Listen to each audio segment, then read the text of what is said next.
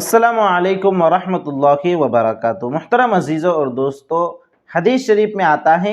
तनज़्ज़फ़ू फ़इन्नल इस्लाम नज़ीफ़ुन, के सफाई का ख्याल रखा करो, सफाई के साथ रहा करो, इसलिए कि इस्लाम ये नज़ीफ़ मज़हब है, सफाई सुथराई वाला मज़हब है, सफाई को पसंद करने वाला मज़हब है। इसलिए हर शख्स को सफाई सुथराई का ख़ास ख्याल रखना चाहिए, पाकी नापाकी के मसाइल को भी सीखना चाहिए। एक दूसरी हदीस में आता है, हज़रत अबू हुरैरा रज़ियल्लाहु तआला अन्हु की रिवायत है, अन अबी हुरैरा रज़ियल्लाहु अन नबी सल्लल्लाहु तआला अलैहि वसल्लम क़ाल खम्सुम मिनल फ़ित्रति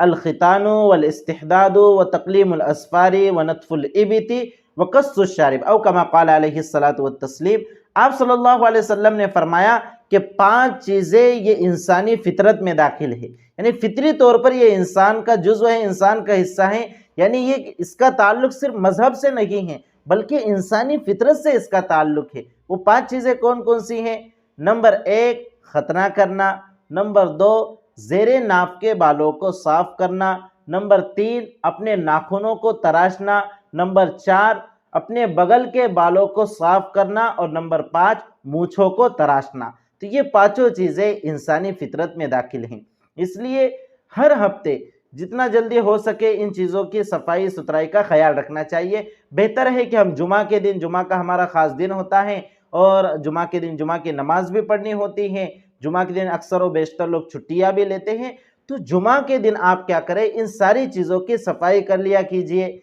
मूँछों को भी तराश ले, इसी तरह अपने ज़ेरे नाफ के बालों को भी साफ़ कर ले, इसी तरह बगल के बालों को भी साफ़ कर ले और अपने नाखूनों को भी क्या कर ले, तराश ले। अगर एक हफ्ता यानी 7 दिन में आप न तराश सके, जुमा के दिन आपको सफाई का वक्त न मिले किसी जुमा को, और 15 दिन हो जाए तो फिर 15 दिन पर कम से कम क्या कर ले, इन सारी चीज़ों की सफाई कर ले। 15 दिन में भी ना हो सके तो अगले हफ्ते, यानी इसकी ज़्यादा से ज़्यादा हद जो बयान की गई है हदीस शरीफ में वो 40 दिन है, यानी 40 दिन के अंदर तो आपको काटना ही काटना है। अब अगर कोई शख्स 40 दिन से भी तजावुज़ कर जाता है, यानी 40 दिन तक इन चीज़ों की सफाई नहीं करता, ज़ेरे नाफ के बाल साफ नहीं करता, इसी तरह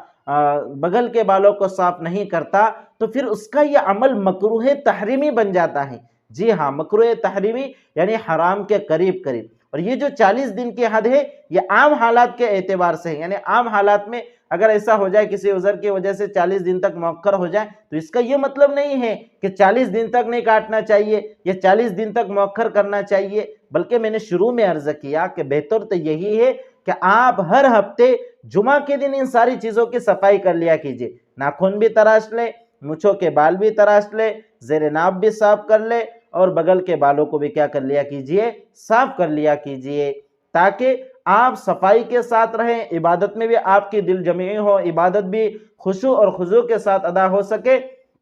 और आप सल्लल्लाहु अलैहि वसल्लम के एक सुन्नत पर भी अमल हो जावे। लेकिन किसी वजह से ऐसा हो गया कि किसी जुमा को नहीं काट पाए, सफाई नहीं कर पाए, तो फिर अगले जुमा को, ज़रूरी नहीं है कि अगले जुमा तक आप मौखर करें। अगर आपको शनिचर के रोज़ अगर वक्त है तो शनिचर के रोज़, वरना अगर आपको पूरे हफ्ते वक्त नहीं मिला है तो आप अगले जुमा तक भी मौखर कर सकते। तो अगले जुमा को आप इन सारी चीज़ों की सफाई कर ले। कभी ऐसा हो गया कि 3 जुमा इस तरह से चले गए, तो इस एतबार से कहा जाता है कि आप कम अज़ कम 40 दिन के अंदर अंदर क्या कर ले, इन सारी चीज़ों की सफाई कर ले। अब अगर कोई 40 दिन में भी सफाई न कर पाए और 40 दिन से भी मौखर हो जाए कि 40 दिन हो चुके उसने अपने बगल के बाल साफ नहीं किए और ज़ेरे नाफ के बालों को साफ नहीं किया, मुझे उसके होठों के नीचे लटक रही हैं और खाने पीने की चीज़ों के साथ मस हो रही हैं, खाने पीने की चीज़ों में डूब रही हैं, इस तरह उसके नाखून भी बहुत बढ़ चुके हैं, तो फिर उसका ये अमल मकरूह तहरीमी होगा, हराम के करीब करीब होगा।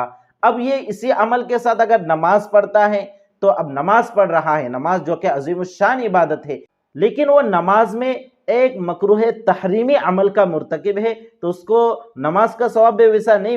मिलेगा जैसा कि नज़ाफ़त के साथ मिलता है, सफाई सुथराई के साथ मिलता है, तो उसके सवाब में भी कमी आएंगी और नमाज में कुछ ना कुछ दर्जे में कराहत भी आएंगी। इसलिए मेरे अजीज़ों और दोस्तों, बेहतर यही है कि हर हफ्ते जुमा के दिन इन सारी चीज़ों की सफाई का ख्याल रखना चाहिए, अपनी मूछें भी तराश लेनी चाहिए और इसी तरह बगल के बाल हैं, इसी तरह ज़ेरे नाफ है, इनको भी साफ़ सुथरा कर लेना चाहिए, इसी तरह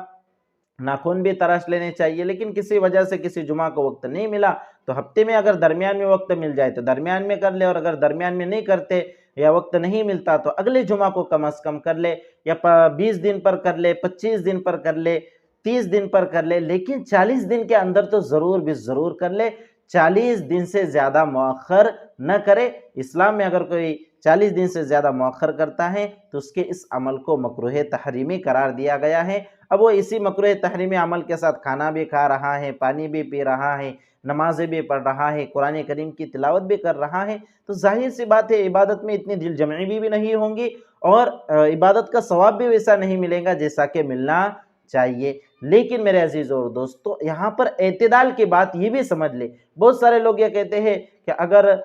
40 دن مؤخر اور 40 دن مکمل ہو چکے اور کسی نے صفائی نہیں کی تو اس کی نماز ہی نہیں ہوں گی، وہ شخص ناپاک ہو جائے گا۔ تو ایسا بھی نہیں ہے۔ نماز کی جو شرائط ہے، جو واجبات ہے، ان واجبات اور شرائط کا لحاظ کرتے ہوئے اگر کوئی شخص نماز پڑھتا ہے، ایسا شخص جس نے 40 دن تک اپنے صفائی نہیں کی ہے ان ساری چیزوں کی، تو نماز تو بہرحال اس کی ہو جائیں گی۔ ایسا نہیں کہا جا سکتا کہ اس کی نماز نہیں ہوں گی، نماز بہرحال اس کی ہو جائے گی، لیکن جیسا ثواب نظافت کے ساتھ اس کو ملے گا اتنا ثواب اس کو نہیں ملے گا۔ اور کچھ نہ کچھ درجے میں کراہت بھی نماز میں ضرور آ جائیں گی کہ آدمی ایک مکروہ تحریمی عمل کے ساتھ نماز ادا کر رہا ہے، تو ظاہر سی بات ہے کہ کچھ نہ کچھ کراہت آنا یہ اس سے بھی سمجھ میں آتا ہے۔ اس لیے کراہت تو ضرور آئیں گے، کچھ نہ کچھ درجے میں اور ثواب میں بھی کمی آئیں گی، لیکن اس کا یہ مطلب نہیں ہے کہ سرے سے اس کی نماز ہی نہیں ہوں گی، یا پھر ایسا شخص جس نے 40 دن تک صفائی نہ کی ہو وہ نماز ہی نہ پڑھے، نمازوں کو چھوڑ دے کہ بھائی جب نماز ہوئیں گی ہی نہیں تو پھر ادا کر کے کیا فائدہ، ایسا بھی نہیں ہے۔ تو نماز وہ اپنے وقت پر ادا کر لے، اور جتنا جلدی ہو سکے ان ساری چیزوں کی کیا کر لے، صفائی کر لے۔ اسی طرح لوگوں میں مشہور ہیں کہ جو 40 دن تک ان چیزوں کی صفائی نہیں کرتا وہ ناپاک ہو جاتا ہے، ایسا بھی نہیں ہے، ناپاک بھی نہیں ہوتا۔ لیکن نظافت چونکہ اسلام میں پسندیدہ ہے، شریعت اور اسلام ہمیں اس کا حکم دیتی ہے، اس لیے ان ساری چیزوں کا خیال رکھنا ضروری ہے۔ اور جیسا کہ حدیث شریف میں نے شروع میں عرض کیا کہ یہ چیزیں فطرت میں داخل ہے انسان کے، یعنی صرف اسلام اور شریعت ہی سے اس کا تعلق نہیں ہے، بلکہ انسانی فطرت کا یہ حصہ ہے۔ چاہے کوئی آدمی کسی بھی مذہب سے تعلق رکھتا ہو، پیدا تو آدمی فطرت ہی پر ہوتا ہے، چاہے وہ کسی بھی مذہب سے ریلیٹو ہو، تو آدمی جب پیدا ہوتا ہے تو یہ ساری چیزیں اس کے فطرت میں ہوتی ہے، اس لیے اس کی اہمیت اور بھی زیادہ بڑھ جاتی ہے۔ تو اس لیے ان ساری چیزوں کا خیال رکھے، صفائی ستھرائی کا خیال رکھے، اور اس حدیث کو اور شریعت مطہرہ کی ان باتوں کو عام کرے تاکہ دوسرے لوگوں کو بھی شریعت مطہرہ کی یہ پیاری پیاری باتیں معلوم ہو جائے۔ السلام علیکم ورحمۃ اللہ وبرکاتہ۔